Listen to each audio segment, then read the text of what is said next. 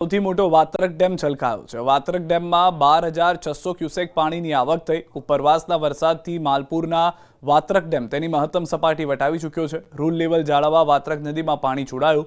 વાત્રક ડેમના 2 દરવાજા 3 ફૂટ ખોલી નદીમાં પાણી છોડાયું। વાત્રક ડેમમાં પાણી છોડાતા આગળના ગામોને સતર્ક કરવામાં આવ્યા છે। શામળાજીનો ઐતિહાસિક નાગદરા કુંડ પાણીમાં મેશ્વો કિનારે આવેલો છે। પવિત્ર નાગદરા કુંડ મેશ્વો નદીમાં પાણીની ભારે આવક થતા પાણી નાગદરા કુંડમાં પ્રવેશ્યા। નાગદરા કુંડમાં પિતૃમોક્ષની વિધિ વિધાન થાય છે। ખુલ્લા લાંબા સમયથી બાદ નાગદરા કુંડ પાણીમાં ડૂબી ગયો હોય તેવા દ્રશ્યો પણ જોવા મળી રહ્યા છે। ઉપરવાસમાં પડેલા વરસાદની અસર ખેડામાં કડાણા અને પાનમ ડેમમાંથી છોડાઈ રહ્યું છે પાણી। વણાકબોરી વિયરમાં છોડાઈ રહ્યું છે પાણી। પાનમ ડેમમાંથી 1.20 લાખ ક્યુસેક પાણી છોડાયું છે। કડાણામાંથી 60,000 ક્યુસેક પાણી છોડાઈ રહ્યું છે। વણાકબોરીમાંથી 1.3 લાખ ક્યુસેક પાણી છોડાઈ રહ્યું છે।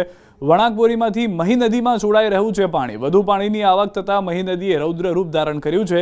ખેડા જિલ્લાથી વડોદરાને જોડતો બ્રિજ કરાયો છે બંધ। મહીસાગર નદીનું પાણી બ્રિજને અડકી થાય છે પસાર। ગળતેશ્વર મહાદેવના મંદિર નજીક ગોઠવાયો છે બંદોબસ્ત। હજુ જો વણાકબોરી વિયરમાંથી વધુ પાણી છોડવામાં આવે તો આ બ્રિજ થાય પાણીમાં ગરકાવ। આ તરફ અરવલ્લીના ભિલોડાની બુઢેલી નદીમાં પૂર બાદ નુકસાનના દ્રશ્યો જોવા મળ્યા। બુઢેલીથી પાટિયા કુવાનો કોઝવે ધસમસતા પાણીમાં ધોવાઈ ગયો છે। કોઝવે ધોવાતા 2 ગામોના વાહન વ્યવહારને અસર પહોંચી છે। ગઈકાલે આવેલા બુઢેલી નદીના પૂરે તારાજી સર્જી હતી।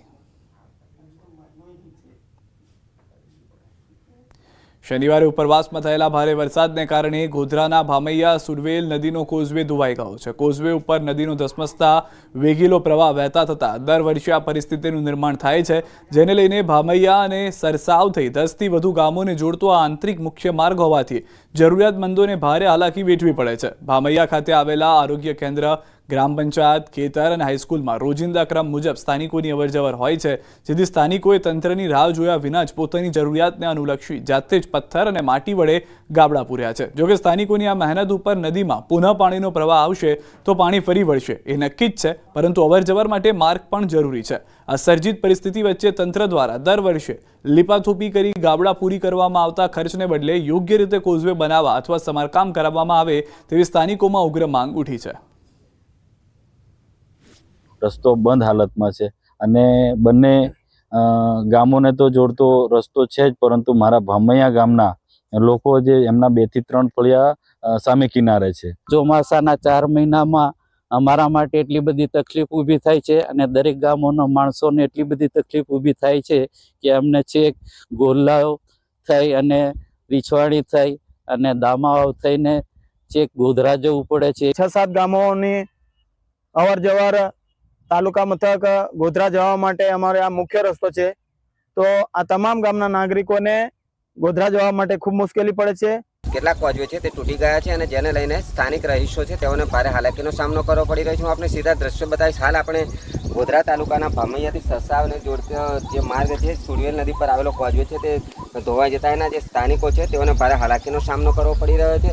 દર વર્ષે આ પ્રકારની પરિસ્થિતિનું નિર્માણ થતું હોય છે। ભામૈયા ગામના ખેડૂતોના કેટલાક ખેતર આ તરફ આવેલા છે, સાથે સાથે જે સરસાવનું પ્રાથમિક આરોગ્ય કેન્દ્ર છે તે ભામૈયા તરફ આવેલું હોવાથી અહીં જે રોજિંદી અવર જવર માટે સ્થાનિકોને ભારે હાલાકીનો સામનો કરવો પડતો હોય છે। ત્યારે જે સંલગ્ન વિભાગ છે, તંત્ર છે, તે વહેલી તકે જાગે અને સ્થાનિકોને પડતી જે હારમારી છે, મુશ્કેલીઓ છે, તેમાંથી મુક્તિ અપાવે એવી અહીંના સ્થાનિકો માગણી કરી રહ્યા છે।